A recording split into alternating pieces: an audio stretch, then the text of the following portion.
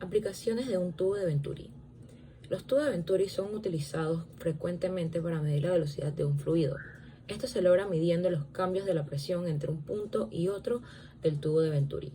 El mismo también es utilizado para inyectar un líquido o un gas dentro de otro líquido. Una bomba fuerza el flujo del líquido a través de un tubo conectado a lo siguiente: un Venturi para incrementar la velocidad del fluido, donde se logra una restricción del diámetro del tubo, una pequeña pieza de tubería conectada a una fuente de gas y un segundo tubo de Venturi que disminuye la velocidad del fluido, donde el diámetro del tubo aumenta nuevamente. Después del primer Venturi, la presión del tubo es menor, así que el gas es absorbido en el tubo, y entonces la mezcla entra al segundo Venturi y disminuye la velocidad. Al final del sistema, una mezcla de gas y líquido aparece y la presión vuelve a subir a su nivel normal en el tubo. Esta técnica es utilizada para inyección de ozono de agua. El nuevo diseño de inyectores crea una mezcla completa de materiales inyectados, como aire, ozono o químicos, eliminando la necesidad de usar otros mezcladores en línea. Los inyectores Venturi tienen partes fijas de fácil mantenimiento. Estos operan efectivamente sobre un amplio rango de presiones, desde 1 hasta 250 psi, y solo requieren una diferencia de presión mínima para iniciar el vacío entre la parte de succión.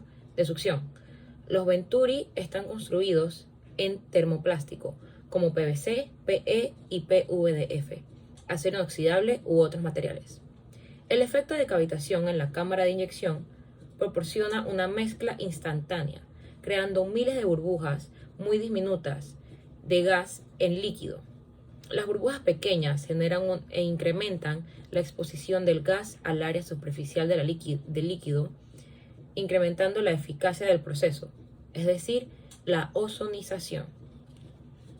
El tubo de Venturi también tiene aplicaciones en otras secciones, así como la hidráulica, aeronáutica, en el hogar, motores e incluso la Fórmula 1.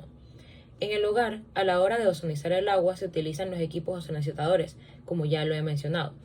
En Fórmula 1 es un tema muy importante para el automovilismo, ya que por todo en Fórmula 1, por las cargas aerodinámicas y por la forma en la que pueden ayudar a acelerarlo, se llama efecto suelo, ya que usan el efecto Venturi en el suelo de los coches. Y en la aeronáutica, el efecto Venturi en la aeronáutica se utiliza para poder proveer succión a los elementos que trabajan con vacío en los aviones. Además, el efecto se explica en la sustentación del aire a las alas del avión. Otra de las aplicaciones del tubo de Venturi es en el pretorio. La succión o depresión que ocasiona el cambio del área generada por el efecto Venturi se usa para extraer artificialmente fluidos de pozos petroleros.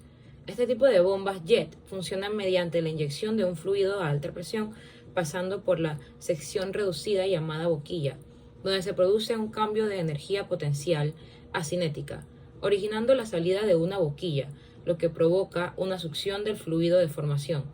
Estos fluidos entran en otra zona que ocasiona el efecto inverso llamada garganta. Luego la mezcla de fluidos sufre un cambio de energía cinética a potencial a la entrada de un área de expansión llamada difusor, donde la energía potencial es la responsable de llevar el fluido hacia la superficie. Ecuaciones relacionadas con el tubo de Venturi.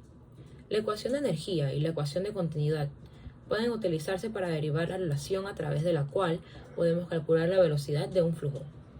Y de esta manera podemos escribir las siguientes ecuaciones presentadas en la presentación, donde Q es igual a A1 por V1 y este es igual a A2 por V2.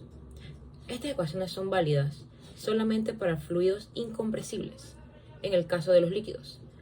Para el flujo de gases debemos especial atención a la variación del peso específico con la presión. La reducción algebraica de las ecuaciones 1 y 2 como la siguiente presentada aquí.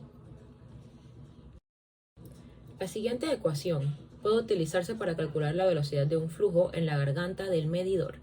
Sin embargo, usualmente se desea calcular la velocidad del flujo de un volumen. Y puesto que Q es igual a A2 por U2, queda la segunda ecuación presentada en este slide. El valor del coeficiente C depende del número de Reynolds del flujo y de la geometría real del medidor. La figura 2 nos muestra una curva típica de C versus el número de Reynolds en la tubería principal.